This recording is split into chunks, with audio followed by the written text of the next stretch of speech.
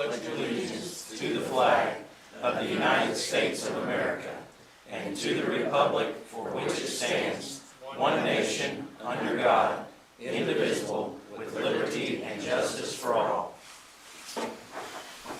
All right. Before we do the moment of silence, I'd like to ask everybody to keep our neighbors to the west, Christian County Sheriff's Department and the Webster County Sheriff's Department, especially Christian County, for their loss last month. These guys, whenever they come in the morning, they don't know if they're going to go home that night, and I think they're underappreciated. And I just want to tell you, Danny, that your department is appreciated, and appreciate all that the police and fire do for everybody. So with that, we'll observe a moment of silence.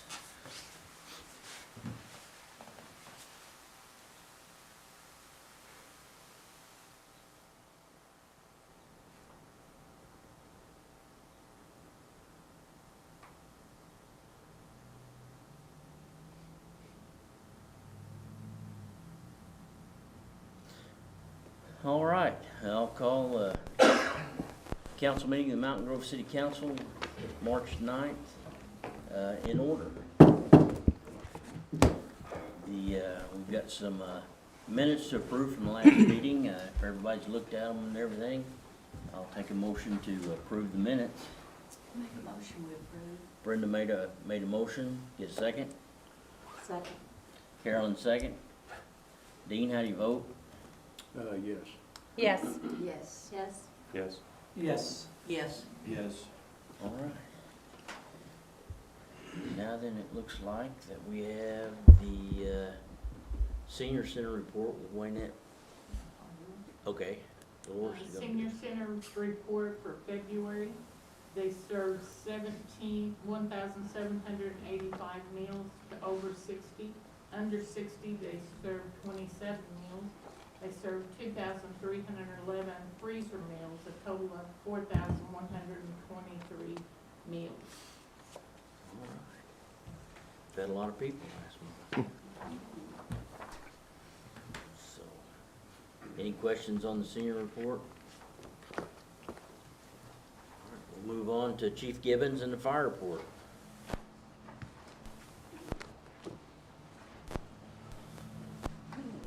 How are y'all this evening? Happy Spring Forward Day. It's horrible. Wish they just get rid Hardest of day it. of the week. But, February, we ran 111 calls. On top of being busy, we received a hazmat barrel from the LEPD, LEPC, the regional hazmat mitigation group that we're a part of.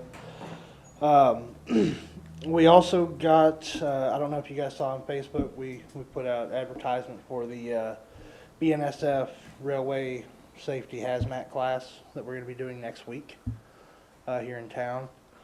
I've already pretty much gotten word from other chiefs in the area that we're going to probably have full class. So thought it was beneficial to have that class here just because we do have the railroad that runs right through the middle of town. Probably not a bad thing to look at. Working on finalizing a schedule for the next EMT class, get that up and going. I'm also, with it being March, getting into spring, grant season starting to ramp up for us, so I'm looking. I've got an email the other day, different grants and items that we can look for, see if we can fund some of the projects and take some of the burden off of the city itself. Also got signed back up with the federal surplus. What? The federal surplus. Yeah, they're in Jeff City? Yeah. Yeah. So we can go up there and get equipment and stuff that's federal property that they give to us and sign over to us. So trying to rub some pennies together. So other than that, it's been pretty much business as usual over at the fire department. All right. Thanks, sir. Any questions for Chief? Did we ever have any results of the cause of the fire over at the old radiator shop and Discount Days? I haven't gotten anything confirmed from the state fire marshal's office. I called them out, and Right. they sent 2 guys out. I'm not sure, did they tell you guys anything? of what caused it? The 2 state fire marshals the day after thought that it came from our furnace, but it wasn't a definite ruling. And then when the insurance investigator came out 4 days later, they said everything was so charged that they couldn't make a ruling. That's Yeah, all. so it'll probably be listed as undetermined, just because if you can't 100% Say, prove yeah. what it is, then it has to be undetermined. But, yeah, All right, thanks, sir. thank you. Thank you.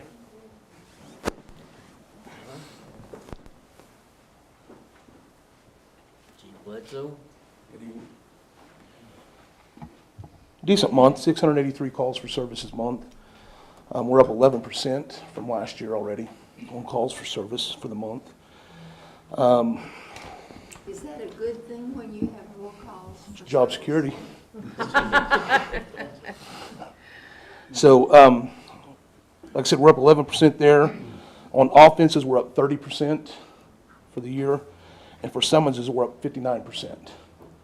So, we've definitely been busy, trying to make Mr. Terrell earn his money. As far as Grantsville, we're still working the 287G. With the ICE grant, I've applied, or I am applying for the Blue Shield grant, which would, if we get awarded that, it's $50,000 in equipment and training, which would be huge for a small department like us. Also got approved for mini grants, working traffic overtime. This last month, we hosted a drone pilot class that, I think there were 6, that went through it. One of ours has already took the state test and passed. So, pretty excited about that. This last week, I've been, lots of phone calls, trying to renew contracts on body-worn cameras. You're gonna get you'll see that in the next couple months, especially with the budget. We're trying to keep the price close to the same right now. I think we pay $8,200 a year. So, and that's for all of our evidence storage with those. And there will probably be some type of an increase, I'm sure, but we're trying to keep it as close to that as we can. OmniaGo, which is our records management system, is another contract that I've been dealing with this week. You'll be seeing that in the bill as well, too. It's about $11,780, which is down from $16,000. We did some trimming on it. So, our new officers that we hired are doing well. One has been released off field training, and the other will be this week. So they're fitting right in. And that's all I have. All right. Chief, one question on that ice grant. I think Ava got that right. Yeah, they got $500,000. Do you know how long it took them to get that, or? They made their first arrest. Okay, That's what we're looking at. all right, I got you. So, but they're saying, and like I said, saying that 60,000 per officer per quarter. And we have 10 signed up. So you can do the math. It's over $2 million if we do that. We'll take it. Thank you very much for that. So, Yes, we will. All right, thanks, Danny, appreciate all you Thanks, do. Danny. All right, Cheyenne Smith, you're up to bat.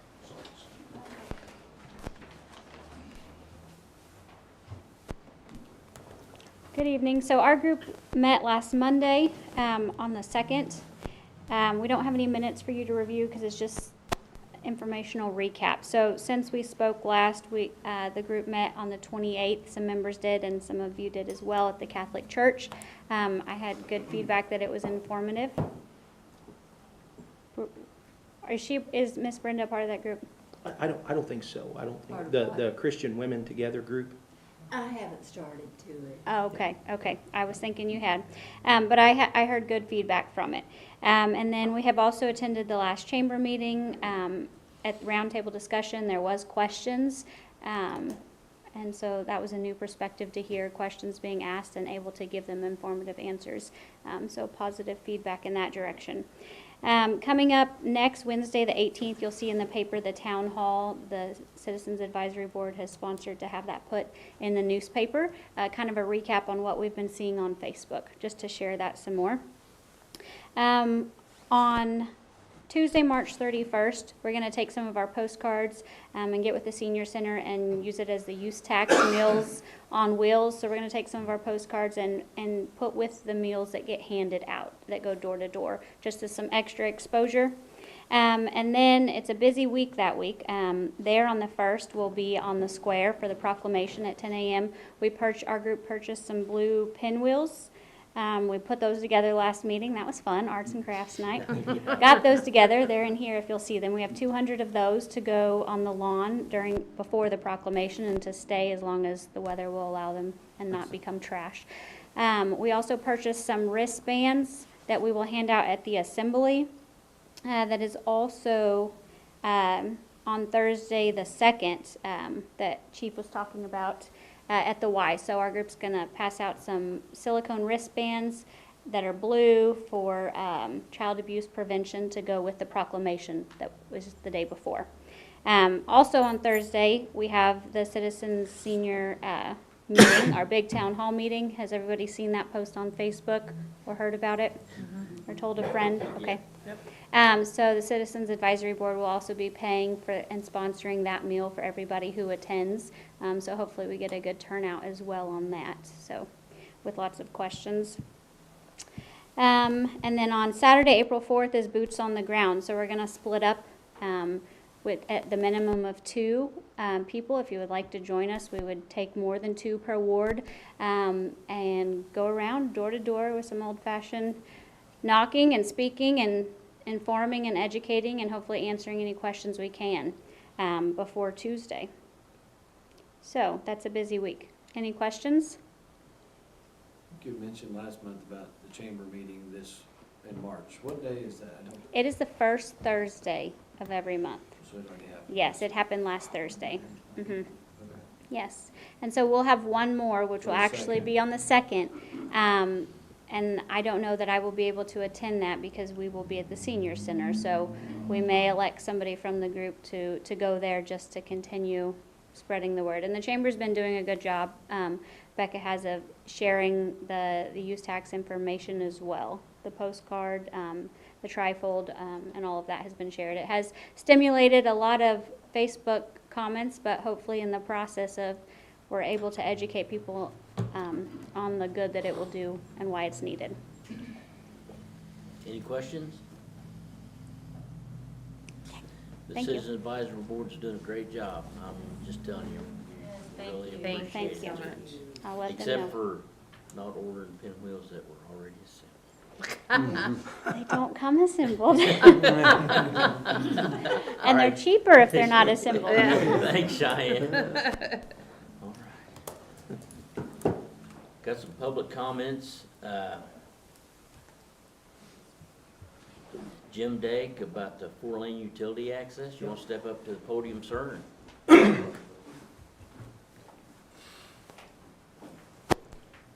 I'm Jim Dake. I live at 1104 Hovis. I have 2 nephews, one who own property on each side of the 4-lane 60 highway. Jerry England owns property on the south side. Wayne Dake owns property on the north side. They asked me if I would come and just inquire. I have 2 questions. They were surprised by getting the letter that they got. There was no previous communications, and my nephew Wayne Dake made the statement to me that he thought it was a little abrupt as far as wanting signatures at the bottom for a commitment before they were talked to. That is his thought. Would like to do a clarification if you don't mind. The letter addressed to my nephew on the north side of the highway is improperly titled. Okay? If you would do your research and get the names in the proper order and the correct spelling of the name Dake. There's no R, okay? If you would do that. Okay, so they asked me if I would ask 2 questions. First one is, will there be a public meeting addressing this situation? Looking at And our- when, and second part would be, when would it be scheduled? Yeah, so this is in regards to the annexation of 60. So the answer is yes, there would be a public hearing. Once the petition has been filed, there would be a public hearing. That's standard procedure, part of the process. So that happens, that meeting gets scheduled once that petition has been filed, correct, Larry? And once that's been done, then that's when we would decide, then we would decide what day that public hearing would be. But we have to give notice, we have to run an ad, just so you're aware, we have to run a notice in the paper. I believe we would also run that on social media, there would be no reason not to. And would the owners be directly contacted a second time? Through letter, I don't know. question? It would the property owners be contacted a second time notifying them of the hearing? No. That they would not, it would just be the notice that would be May in I the ask paper. why not? We would notify you through the paper or through social media, that's, Okay, one of the nephews does not take paper or do social media. And he mentioned that to me, that it was, because that was how he contacted me, was how come he was the first to know and nobody else knew, if that makes any sense. So I would personally suggest that you do a direct mailing to the property owners. That's my opinion. I was born here in '51, and just a statement, I've been in another meeting. My grandpa Dake owned the property where the city hall is. Just to let you folks know, I've got a little bit invested in this. Not as much as some folks, but sure. Are there any documents that will be made available for review at this point? Once the petition is filed, it'll be public. So the property owners will be the first to know about anything based other than the letter? And I'm not addressing you, I'm addressing him. Yeah. Want me to take it? yes, yeah. We're required by MoDOT to send out the notice to the property owners. That's what your nephew got. I have 2 nephews involved in this. That's what we were required to Okay. do. We sent out about 40 letters to the property owners along West Business 60 and Business 60. Once the petition is filed, which it has not been yet, because we have to get a legal description. No, it's not business. My understanding is it's the 4-lane. Am I wrong on this? It is Yes. the 4-lane It and is- Business 60. Okay, so need to keep the 2, I'm only talking about the 4-lane. I just want to make that clear that I'm not trying to step on somebody else's feet. No, but it is both. It is the Okay. 4-lane and Business 60, both. Okay. Yeah. So until it's public notice, there's no other, Until the Track of petition has been information. filed. That's right. okay. We can't and- go any farther until we know how many people want to take part in it and how many don't, so. Okay, and one of my nephews doesn't want to sign it because it is too generic. Sure. So how does he address that? Well, at that point, he would come to to the public hearing and make his comment during the public hearing. So it doesn't have to be pre-signed? You're not required to, no, you're not required to sign that the wasn't letter the or way send he it back. understood it. No. Okay. No, you're All not right. required. Some people will, and we've had some people send them in. For the most part, most people won't. They'll come to the public hearing, and that's when they'll address Okay. the concern. Because actually, at the public hearing, a MoDOT representative would be here at that point as well. Okay, So, all right, yeah, that's all I got. okay. All right, thank you. Thanks, sir. All right. Let me ask while we're on the topic, and if we need to address it later, I was confused about that, but what does it affect the property owners? I mean, is it, they have a choice to have more in, or it's just the highway, right? It is strictly just the highway. So That's what- right. I guess It what doesn't do they- affect the property owners. What do they have to sign? It's more just letting them know MoDOT it's a just wants to courtesy? know if they're in favor of it or not in favor of it. Right. It It's kinda doesn't just a affect the property courtesy owners in any respect. to them. really. Correct. Yeah. Gotcha, okay. Other than it allows us to respond to police calls and ambulance calls and not face exposure on our insurance for sending our men out of the city limits. Danny, you want to talk about this a little bit? one of the problems that we have is, the zone that we're in with the highway patrol, it's called a dual zone. This is one of the first ones in the state that they've done. And, one of the issues that we're having is they're responding code or lights and siren, and it's taken them an hour and a half to get from northern Texas County to somewhere over in Wright County. So our department is picking up a lot of those calls, to work and deal with that. And the problem with that is, if it's exposing us to a lot of liability by just working that way. With this, if it's inside our jurisdiction, it's something that we're working anyhow, so. Based on what Danny said, is this part of the utility that was bypassed down First Street instead of going down Business 60 2.5 years ago? He's talking about the water? The water line, Yeah, no. is this part of that effort?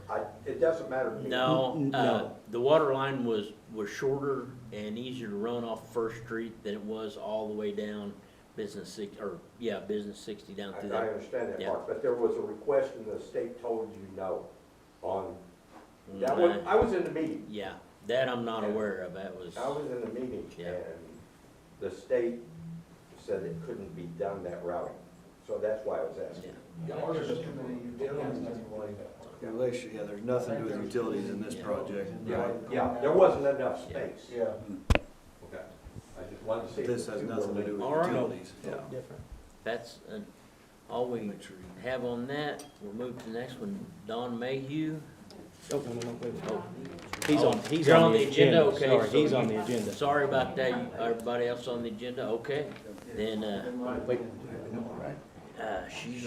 she's on the, the agenda already? yep, And then, and he's in, okay, Yeah. and then he'll be, yep.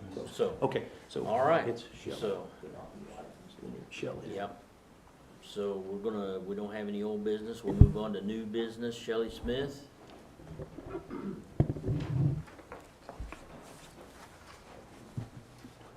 Good evening. Evening. Okay, greeting to the council, and thank you for your time. For those of you that don't know me, my name is Shelley Smith. I've been a resident of this community for 51 years, a realtor for 24, and a business owner for 11.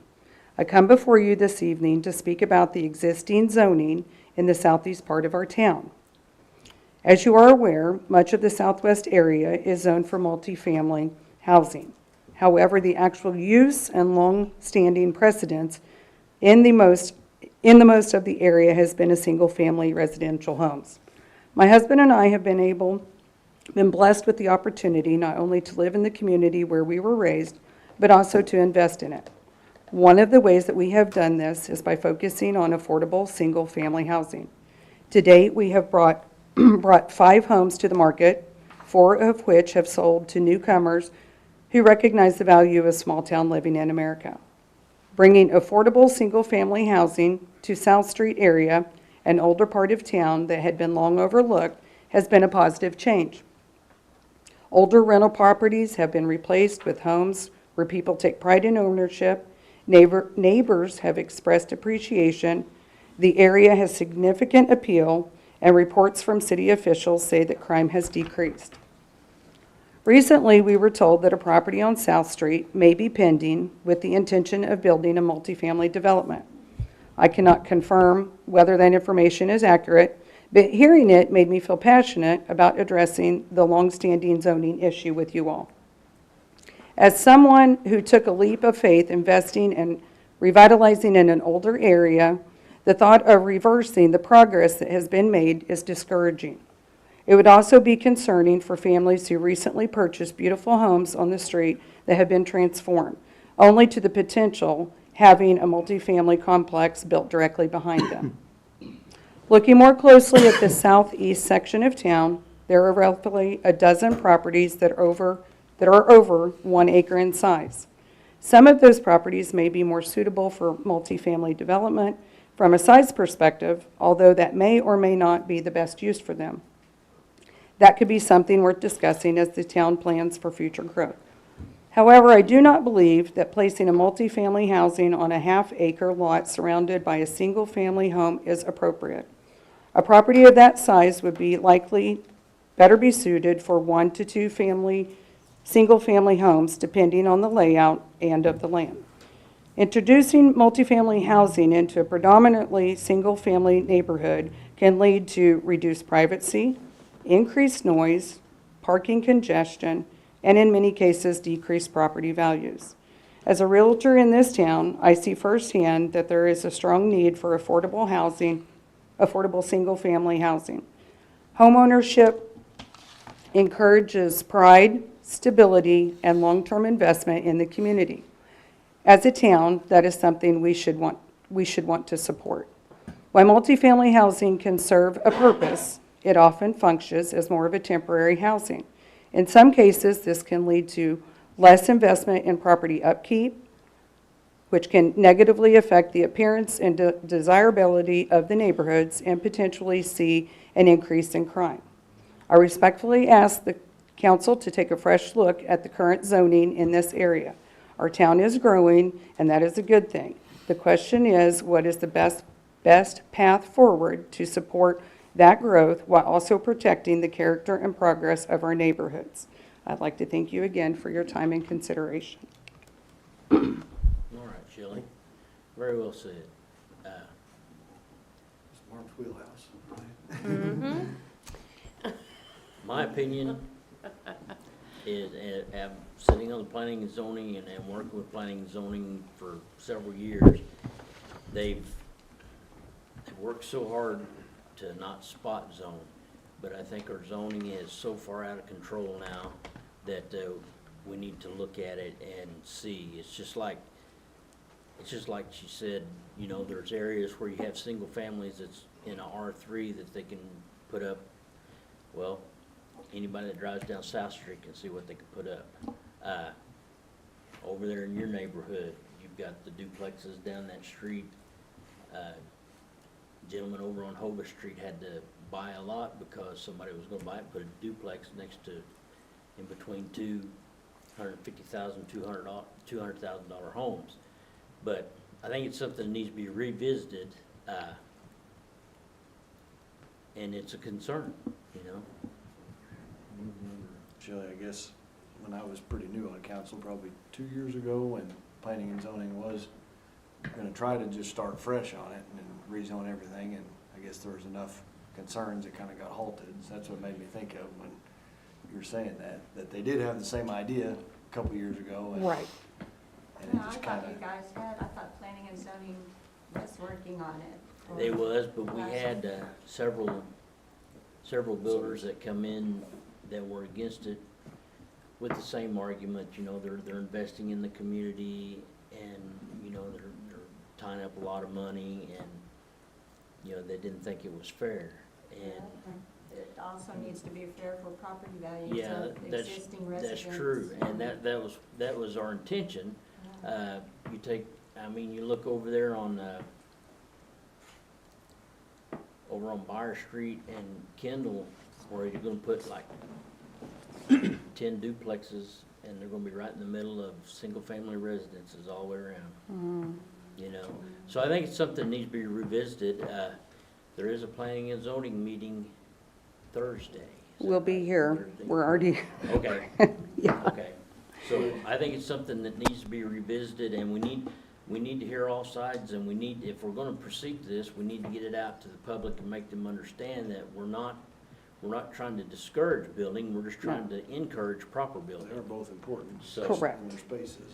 Right, right. So Yeah, probably no, I the- think we're all on the same team. We just need, It's the best way to do it. yes, And absolutely. I think based on what we heard a couple years ago, that planning and zoning with the suggestions that were brought to people that weren't in favor of doing the whole city, was say do sections at once. And so I think maybe now that that's died a little bit, maybe this needs to get it going forward again, not do the whole city at once, but do a ward or half a Yeah, ward at once. section it out. I think Yeah. people would be happy with that, it sounded like. So that's probably, with you saying this, hopefully maybe that'll get that going. We do it that way instead of moving everything to R1 that's not already.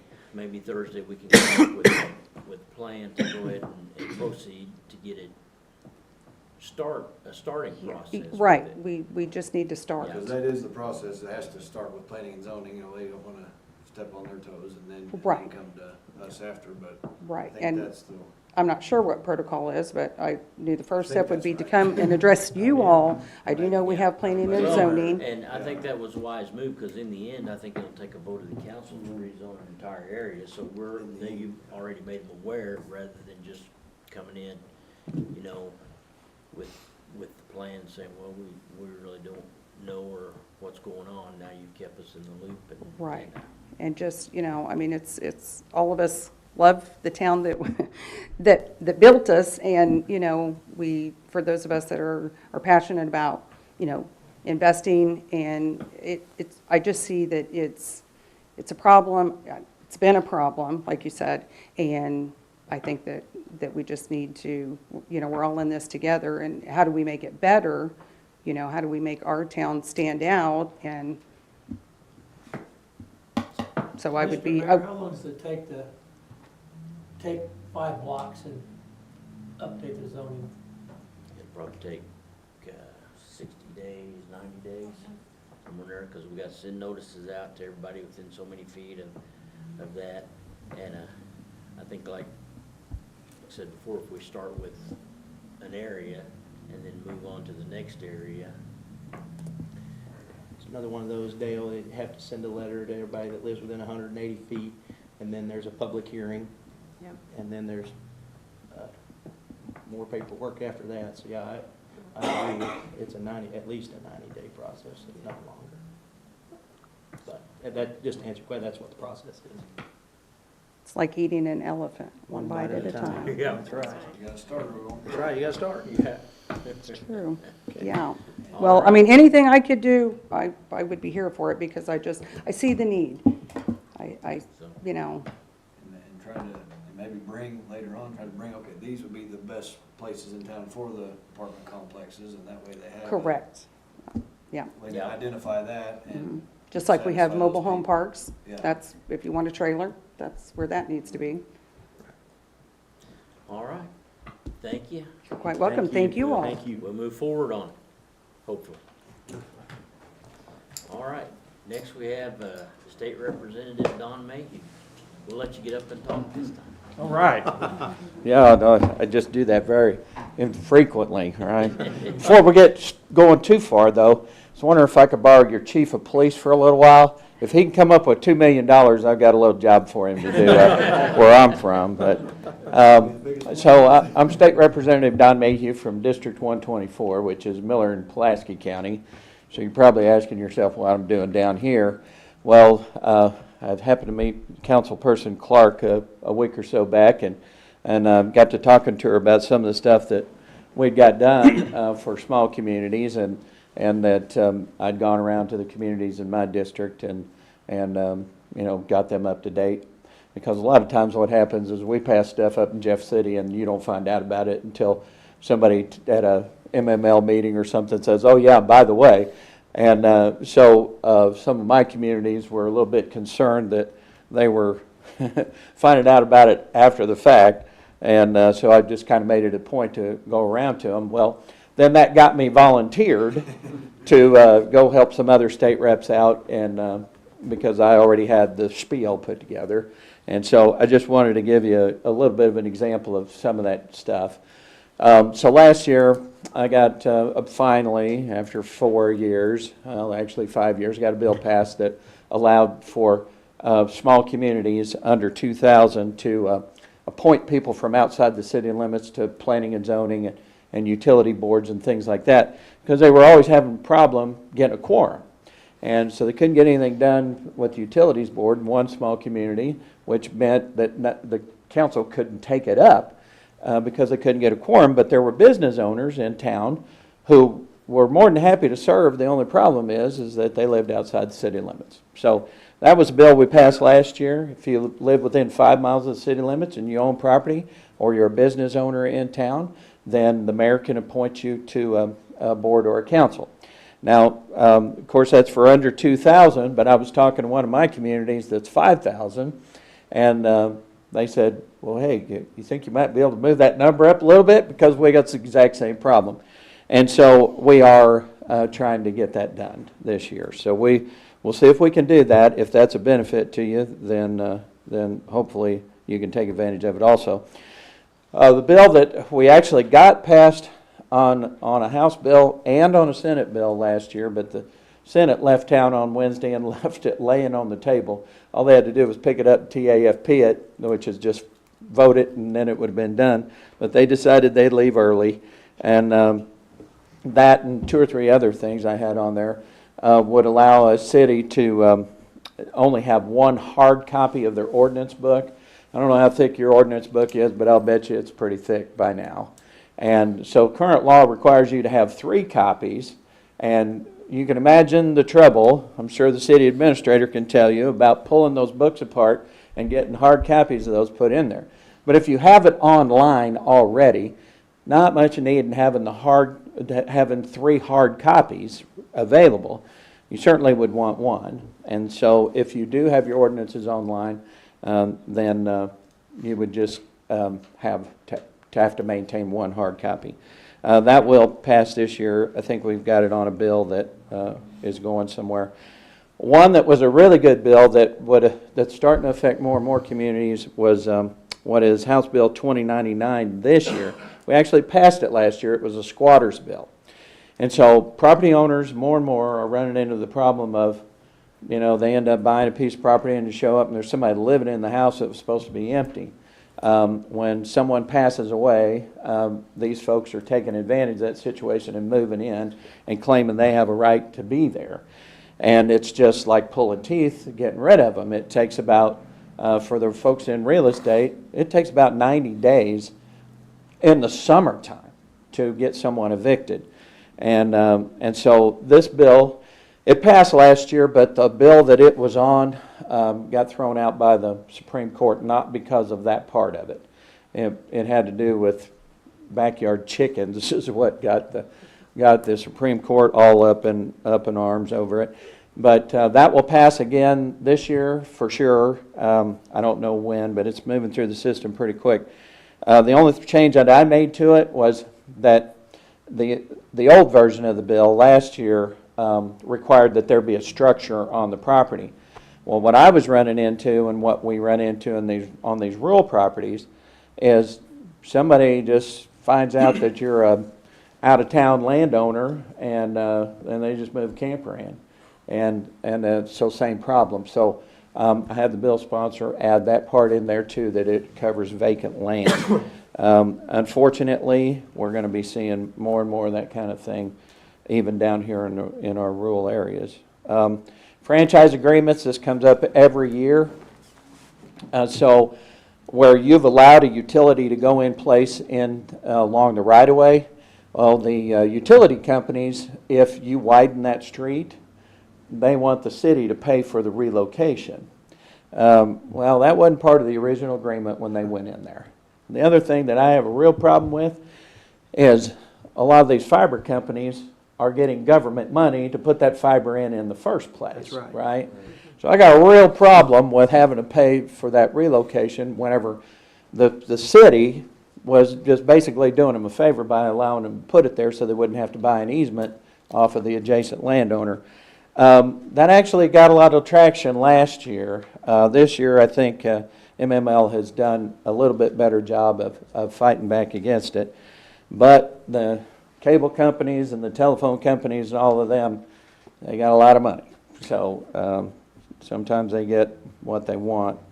And the other one, I don't think this one's going too far, but it's for third-class cities anyway, and I don't know how you were incorporated. If you're fourth class, it wouldn't matter, but to institute term limits on council people and mayors, but that's only for third-class cities. I don't think it would change from that, but once again, it's not getting much traction. Obviously, we're working through the budget right now. We're looking at about a $54 billion budget. I want to put that in perspective for you a little bit. I've been in the legislature for 8 years. The first budget I voted on was $29.5 billion, and now we're up to $54 billion. So nearly double. Do you think you're getting double the service out of your state government? I agree with you. You're probably not, right? And so we're attempting to trim that back some, and we will on the House side.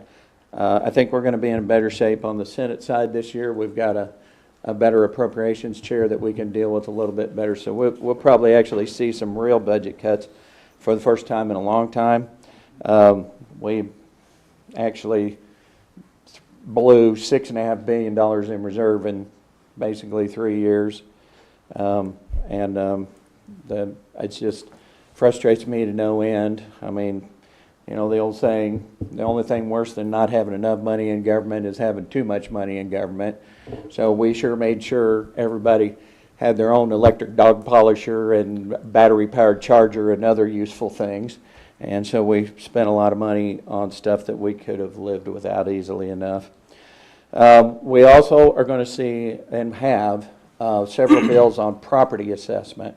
So real property tax, there's nothing, personal property tax, or at least nothing I've seen that's moving. But there are several bills on real property tax, and those can affect you, especially if you also have a real estate tax as part of your budget. So that's all I've got from an update standpoint. I will make sure that Councilperson Clark is informed on some of the stuff that we talked about and anything else you might be interested in. So, any questions for me?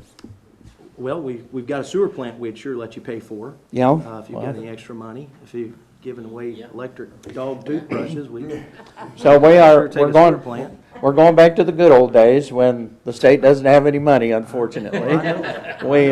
We missed several opportunities for a lot of that kind of stuff, helping towns out. I'm an engineer and a surveyor by trade. That's what I do for a living. That's what supports my legislative hobby. And so I deal with a lot of wastewater and water systems for small communities.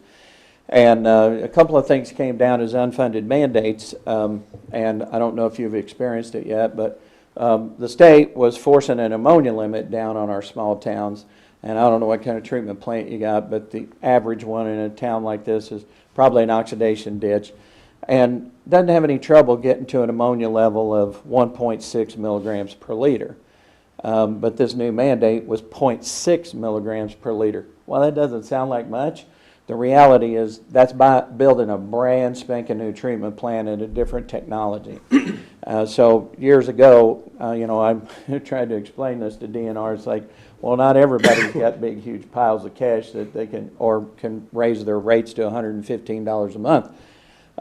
And there's only a limited amount of money available. And so, in their defense, they came up with a 20-year compliance schedule for that ammonia limit. The one thing they haven't done, which I really wish they would do, and you're probably experiencing this, is the disinfection systems. Now, I've got a lot of complaints about how that's administered, but most of us don't need it. It's, we're discharging basically to a muddy ditch, and, putting a $2 million disinfection system on is a waste of time and money, when you could use that $2 million to fix some of the holes in your collection system. But that makes more sense. We right now have a pretty good Department of Natural Resources, so I'm working with them a lot on trying to get some of these more onerous regulations that, quite honestly, a lot of them understand that this is dumb, we shouldn't be doing it this way. But bureaucrats, as you well know, sometimes they need a little encouragement. But right now, the Department of Natural Resources is run by some pretty good folks, and so if you have any issues, now's a good time to try to get them addressed. So, anything else? Oh, on the money side, there is more SRF money out there, state revolving fund money. So if you are looking to do an improvement, now's a good time to do that. Rural development is now District 7 is run by a good friend of mine, Ben Baker, and he wants to help. So get in touch with rural development. I had a conversation Thursday of last week with Ben. Ben is salt of the earth kind of people. We've needed somebody like him running that department for a long time. He seemed like a really just down-to-earth kind of guy. I really enjoyed the visit with him. Yeah. Very knowledgeable. And if he gives you any trouble, let me know. I'll straighten him out. Appreciate it. All right. All right. Thank Thanks, you. sir. Thank you. Have a good safe trip evening. home. Thank you. All right. We'll move on to Resolution 2026-02, Blue Shield Grant. Okay. Resolution 2026, oh, wait a minute, you gotta take a vote to hear the reading.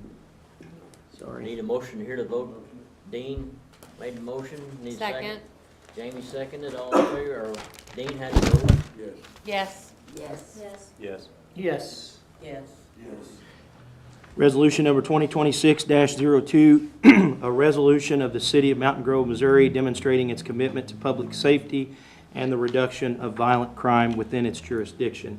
This is the resolution that Danny was talking about earlier for the Blue Shield program. We have to pass a resolution, City Council does, addressing, showing that you're committed to public safety and basically backing our law enforcement. And so we're just essentially checking a box here. Motion to accept that reading. Motion. Brenda made the motion. Second. Carmen seconded. John, how do you vote? Yes. Yes. Yes. Yes. Dean? Yes. Yes. Yes. And it passes. We don't need a second Okay. reading on the resolution. All right. Now we move on to Resolution 2026-03, fallen officers. Yeah. Would you give that to Dolores? You'll have to sign that. Resolution number, oh, sorry, I need a vote. Sorry. You got to do a vote to read it. I'll make a Yeah, motion.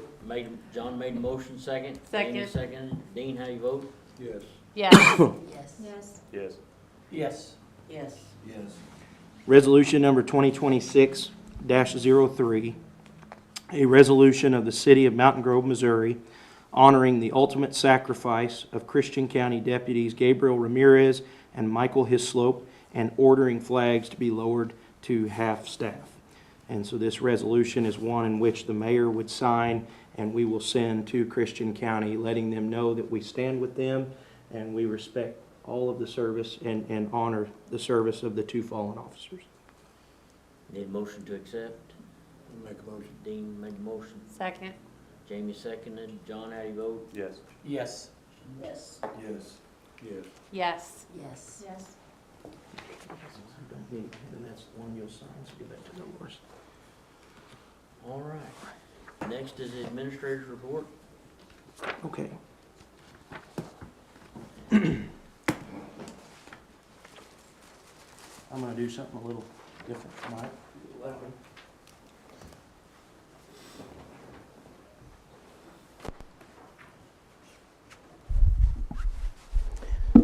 Good evening, Mr. Mayor, members of the Board of Aldermen, and to the citizens of Mountain Grove, Missouri. Tonight, I'd like to take a moment to recognize a leader whose commitment to this community has stood the test of time. For more than a decade, Council Lady Carolyn Mitchell has faithfully served the citizens of Ward 1 and the entire city of Mountain Grove. Public service is not always easy. It requires patience, resilience, and a willingness to make tough decisions for the greater good. Council Lady Mitchell has demonstrated those qualities time and time again. For more than 10 years, she has shown up for this community in meetings, in conversations with residents, and in the day-to-day work that keeps a city moving forward. Her service reflects something that is increasingly rare, a genuine willingness to put the needs of neighbors and the future of the community ahead of personal convenience. Ward 1 has had a strong advocate in Carolyn Mitchell.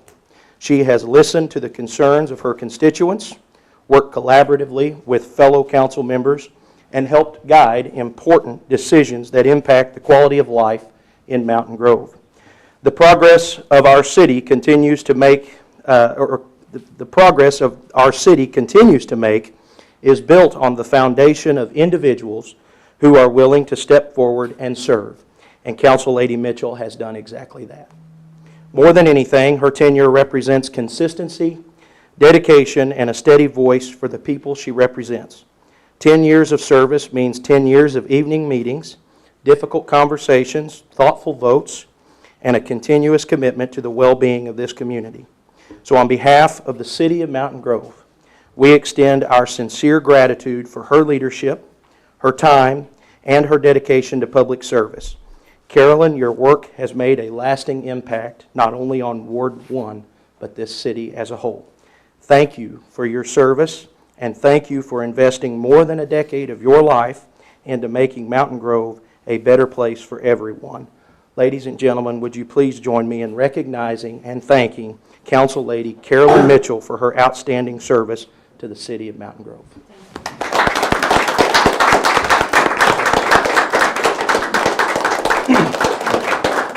Carolyn, I got you a plaque to honor. It's not much, but it is something you can hang on the wall and remember all those late nights. Thank you very much. All right, Carolyn, thank you so much. You bet.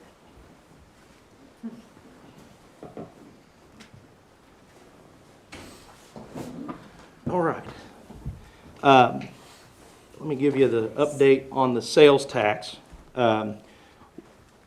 Good news, sales tax is up for February, so that's really good news. For our general fund, the sales tax 2026 compared to 2025, so for February we're up over $3,000. Year to date, that's up over $1,200, and that's on the general fund sales tax. On the half-cent capital improvements, we are up 2026 compared to 2025, over $1,500. Year to date, that's over $600. So we're on the right trend there. Motor tax, this may be the police and fire, I'm not sure. Up over $3,600, over $1,000 year to date. And then on transportation, good job, Bo. We're up almost over $1,900 year to date, $900. So good report for February as far as sales tax is concerned. So good news there. Give you an update on street grants. So obviously, I know I've mentioned this to you, but I like to bring this up because when I first got here in August, one of the biggest concerns that I heard from folks was streets, and I just want the public to know that I'm continued to, and this council is continued to making those investments, and will, as Bo and I say, just one bite at a time, one street at a time. That may be how we have to go about it. But we have selected Toth and Associates for the project. What that means is Toth will now complete the PER, the professional engineering report. Once that's submitted, once that's completed, that will be submitted with the full grant application with SCOCOG. Okay, so what that does is it tells us how much, essentially, they're telling us here's how bad your streets are, and here's what we recommend. And we know we've got some problem spaces. As Chief Bledsoe said earlier, Kyle Champion is FAA drone pilot certified now. We're going to look at some grant opportunities to purchase a drone. Let me tell you what that does for the city of Mountain Grove. Anytime our guys get called out on our SOG team on a manhunt or whatever, the worst case scenario, we have to wait on a drone team from Springfield to come down and assist on that. This is actually going to allow us and for us to actually be able to offer to not only the city of Mountain Grove, but other surrounding communities can utilize that service as well. So I appreciate Kyle's willingness and diligence in going and doing that. Here I need a vote from you just to make this official, but Patsy Worrell has stepped down from the Twin Cities Board of Directors. Tony Floyd, who is the Economic Development Director with Intercounty Electric, has been nominated to fill her seat. Tony is already involved in Twin Cities and has a massive role on the grant writing stuff. So a lot of the major grants that you've gotten at Twin Cities, Tony has worked directly on those and has been the one to help secure that. So the only thing that I need is an official vote from you right now so we can reflect in the minutes showing that you're appointing or you're okay with that nomination. That's who I've nominated. Just need it official from you. So Mr. Mayor, I need a motion to accept the nomination. Motion? I second. Motion, second, got it. Dean, how do you vote? Yes. Yes. Yes. Yes. Yes. Yes. Yes. Yes. All right, thank you. All right. Okay, 13th Street, we've been talking about it, and now it's time to get moving on that project. We identified 13th Street as being one that needs a complete mill and overlay, but also investment in the water lines there. So what we're going to do, we've gotten some of the parts in, the water line, some of the water lines have been received and the parts. We are planning to replace the water lines and make a major upgrade there from Julia to Hovis, okay? And then, so that will take place before the mill and overlay, so that way that'll start, we're hoping, I was hoping by the end of this month, but it's looking like it's gonna be April. We've ran into some issues with Harry Cooper on getting the supplies, but it looks like it'll be April at this point, starting the water line replacement. And then once we get that finished, then you have to give that time to settle, and then, of course, then we'll get Moark Paving and Asphalt to come in and do the mill and overlay. And how long do you have to wait for that to settle in? The longer the better, usually, but I mean, that, by doing it in April and then not doing the mill and overlay until July, that'll be more than enough time, so we'll be in good shape. Is it correct that portion of the street will be not there from that time, or go down to one lane or something? It is big gravel. We We'll got, just okay. have to keep up with it, try to keep the holes out of it. From Right. Hovis to Julia, yeah. Correct. I will mention, Drive on it, yeah. correct, and it will be closed at certain portions during the day, so it will affect some travel. We've already worked with the school, I've been working with Denver on, because that'll probably won't affect the morning bus traffic, but it would possibly affect afternoon, after school, but Denver and his folks have already come up with a plan to work around and make that more feasible for them. So, yeah, it's gonna be an inconvenience, but at the end of the project, you're gonna have an upgraded water infrastructure there that we know this town has long needed, and a new street at the end of the day, so that'll be nice. Not many more holes than what there is right now, right? Maybe one more. Yeah, sorry. Yeah, some are wondering why just Julia to Hovis. Julia's to Julia 95, Julia to 95. was already Yeah. upgraded, Yeah. that's correct. So Julia to Hovis was the part that was not upgraded. So that'll be nice to have that. In the bills, you're gonna notice something, we had to spend some money on our animal control, our kennel. We get state inspected, how often, Chief? Once or twice a year, Yeah, depending on complaints. yes. So we got inspected, and what we found, what we were told, they said you need to make some updates and change some things, or pay penalties, or worse, they would shut us down. So we had to make some changes to the outdoor, the what I call fencing, but the kennels. We had to upgrade that, but Tim and his guys have been working on that. We did get, where did that come from, Danny? I can't remember where she got that. Tractor Supply, so it was bought, yep. So you'll see that most likely in the bills, I think. You'll see that being reflected. But wanted you to have an update on why we had to do that. For anybody in here, this is open to everyone. Wright County Day at the Capitol in Jeff City. Representative Melissa Schmidt is hosting Wright County Day at the Capitol on March 26th. Begins at 9:45 a.m. Representative Schmidt wanted me to make sure that I announced it and invited everyone. So everybody is open, anybody from Wright County. They're going to be honoring Rebecca Baker, who is the executive director of the Wright County Children's Home, during that ceremony. The other thing that I've got for you, we got some good news. I have another resolution that we need to adopt here. We just got this today, this walked through our door, so I want to try to explain this. This actually started before my time, before I was hired. SEMA, you all had applied for storm sirens. Initially had applied for 2 of those. The state came back and said, nope, we don't have enough money, so you're only getting 1. So we went through and changed all the paperwork to get 1. SCOCOG called me Friday of last week and said, we'll be bringing you some papers on Monday. And they literally just brought this today, this afternoon. And they said the state found some money. They probably gave away some electric toothbrushes or something to cut that out. But anyway, we're now getting 2 storm sirens, what we originally applied for. So good news.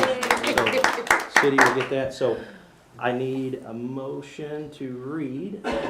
Need a motion for the read the resolution on the storm sirens? Make a Motion.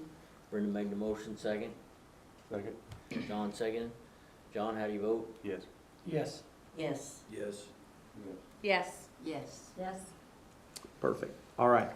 Whereas the City of Mountain Grove, County of Wright has made application through Missouri State Emergency Management Agency to the Federal Emergency Management Agency for funding from the Hazard Mitigation Grant Program in the amount of $116,400 for the total project cost. All right, need a motion to accept? Make a motion. Second. Jamie. Take your pick. Doesn't matter. Dean, how do you vote? Yes. Yes. Yes. Yes. Yes. Yes. Yes. Yes. Okay. Do not leave here tonight without signing this. This requires every council member's signature, not just the mayor, okay? So we'll make sure that we get that signed. I think that was all I had, Mr. Mayor, for my admin report. All righty. We'll move on. Got some bills to pay. Oh, that's not all I have. Oh, I am okay. so sorry. Thank you. Okay, so we have our tourism person starting at the end of March. The office in which he will be located in has about a 4x4 or 4x5 space of carpet completely missing. It's not been there since I've been here, so I don't know how long it's been missing. But I would seek your permission to allow me to purchase carpet tile is what it is. Dusty will install that for us. So the only cost that we would have is just for that office. Now, I went ahead and had Dusty get numbers for you. The carpet that's in here, I mean, it looks good, so I'm not proposing one way or another, but I just wanted you all to have all the information. This has been in here since 1994. All the carpet has back through there, some of the carpets are pretty clearly stained in places. If we replace the carpet on that side of the building, you're looking at $2,300 is what we would be looking at. If we replaced all the carpet there and all the carpet in this room and that room, it would be $5,500 for the carpet. So I have no preference one way or the other.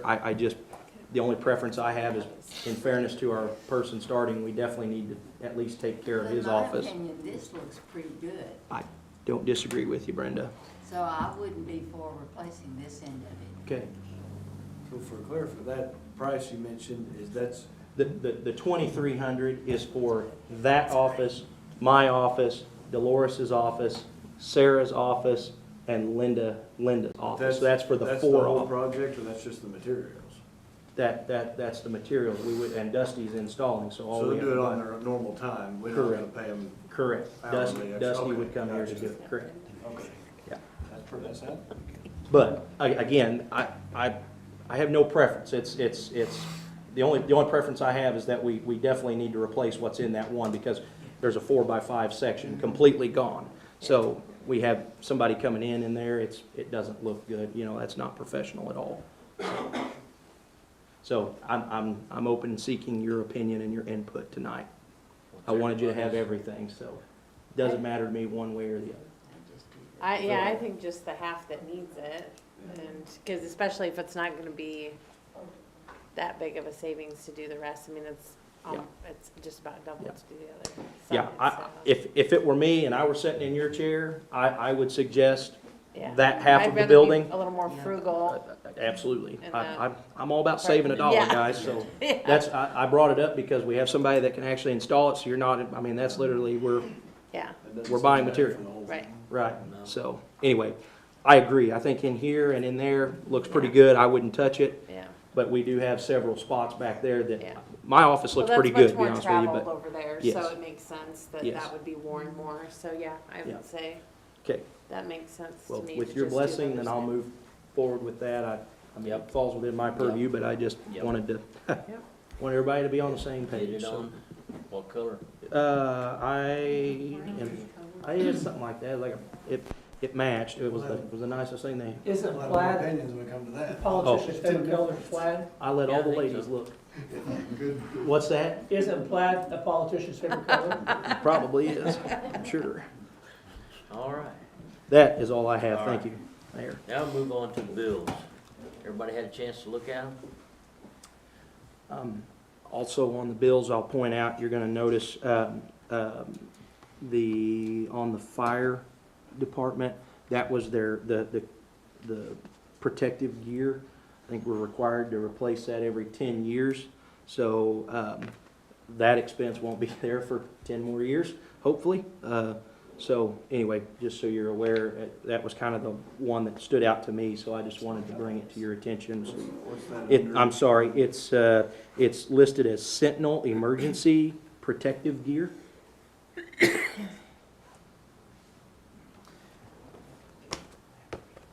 And just so you're aware, that was a budgeted item. We knew that was gonna be coming, so that was in the budget, just so you're aware. But I noticed that and I was like, well, I wanted to bring it to your attention as that's why, so. Trying to pay a little closer attention to that, so you all, trying to get ahead of your questions, guys, so. All right, any questions on the bills before we go for a vote? If not, I need a vote or a motion to pay the bills. Make a motion to pay the bills. John, we'll go Brenda on second. John, how do you vote? Yes. Yes. Yes. Yes. Dean? Yes. Yes. Yes. Yes. All right. Now I guess we need a motion to go into closed session. Yes. Oh, Mr. Fisk has got it. Okay. May I speak? Oh, please. Yes, sir. Yes, my name is Jack Fisk. I stay over here by the Free Will Baptist Church on Oak Street. And there's an issue with the water. I have a ditch running alongside my house that the church parking lot, it runs underneath the street and runs down along and floods my yard out. The neighbor behind, he's somewhat keeps it blocked, but that's not the whole problem.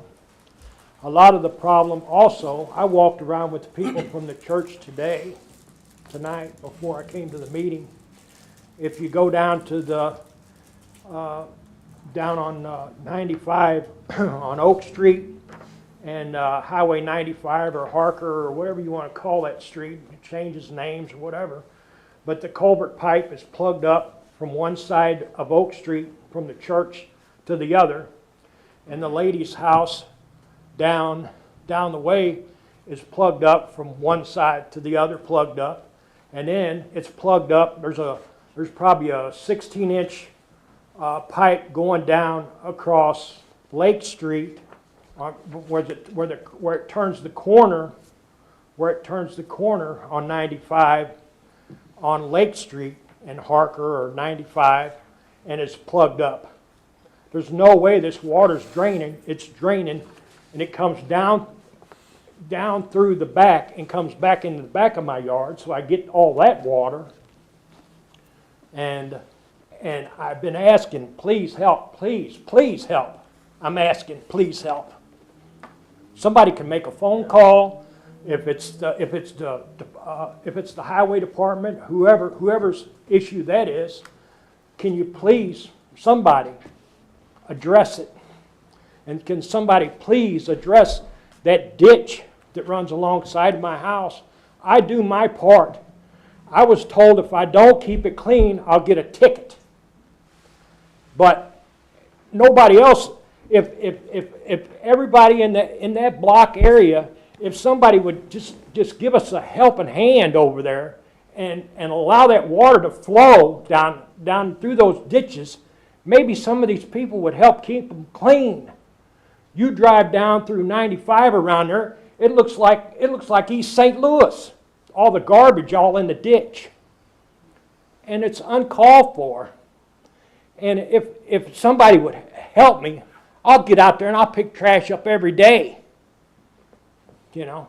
But them ditches, there's no reason for them culvert pipes to be blocked up like that. None. Is that ours or state's? It's MoDOT. MoDOT? Yep. Can you I reported it Friday. And then We've already reported it. Okay. And then, like I said, the ditch alongside my house, it's already starting to collapse at the street. And it seems like all these big trucks, these UPS and all these delivery trucks, they'll hit that hole every time. I mean, I can stand out there on my porch and watch them. It's like they hit that hole, and I just know eventually that thing is collapsing because it's all the dirt is coming out from around the culvert pipe and all washed out. All the gravel and the stuff's coming out. You know, I mean, there's something that can be done. I'm just asking for some help or point me in the direction to get it done. Yeah, I mean, we've reported it to MoDOT, the drainage issue. Danny has done that, so we've contacted them. I would encourage you to reach out to MoDOT as well. I mean, the squeaky wheel gets the grease, you know, certainly. But, I mean, we've done our part.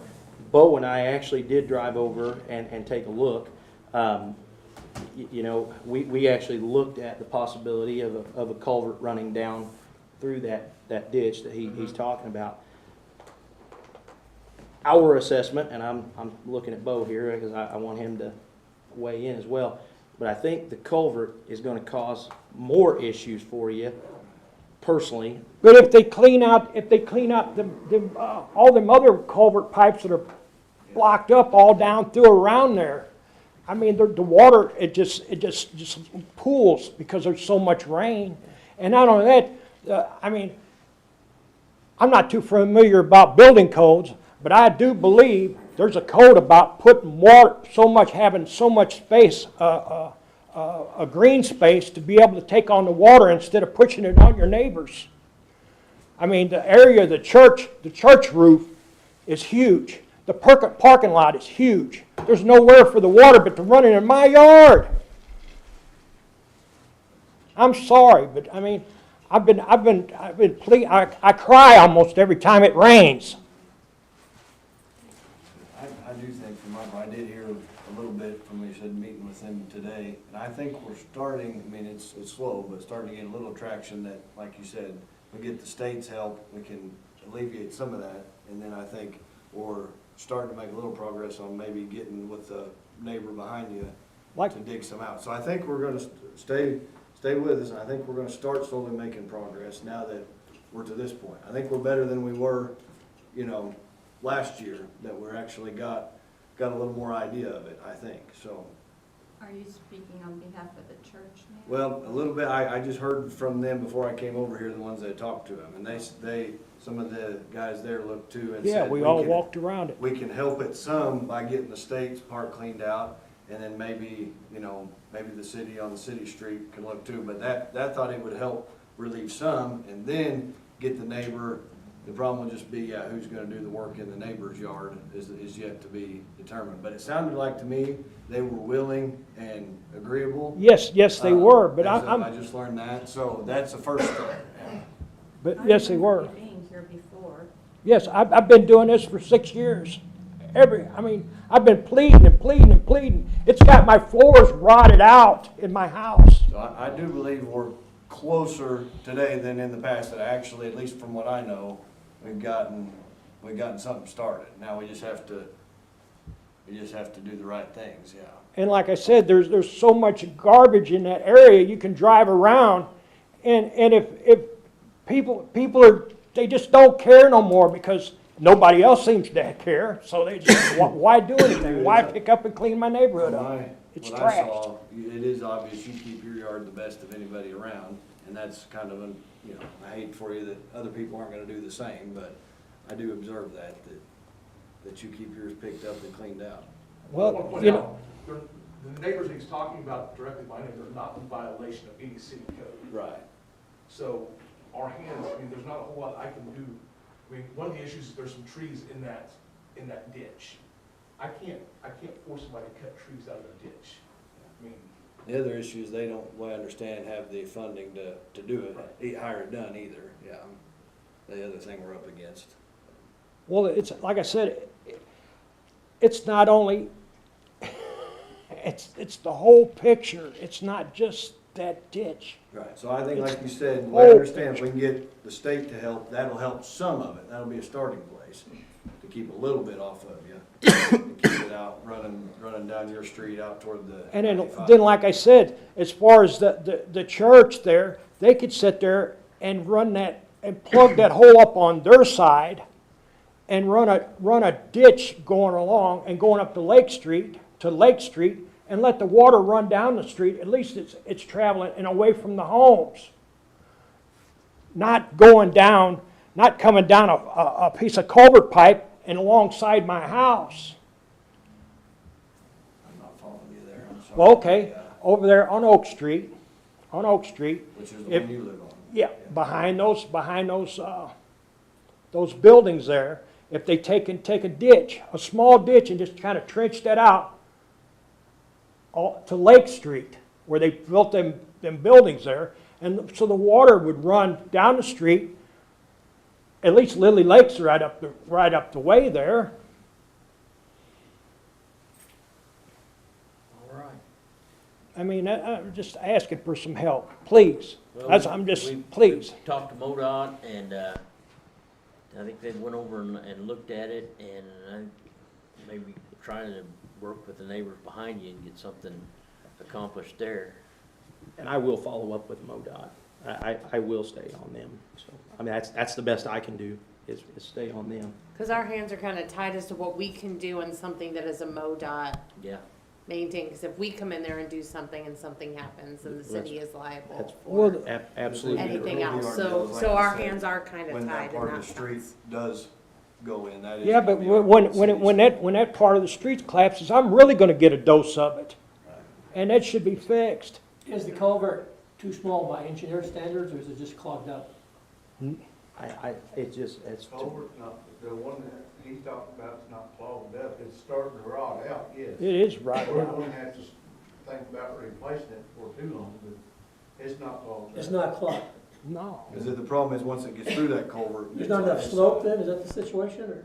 No, where his yard ends and the other yard is, there's some trees right there. It's slowing down the water a little bit.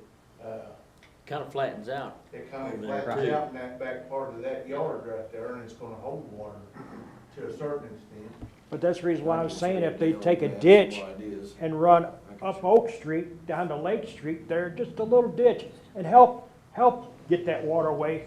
Because they're forcing all that water on the church parking lot. It's coming down through that culvert, coming down through that hole, and coming straight over alongside my house.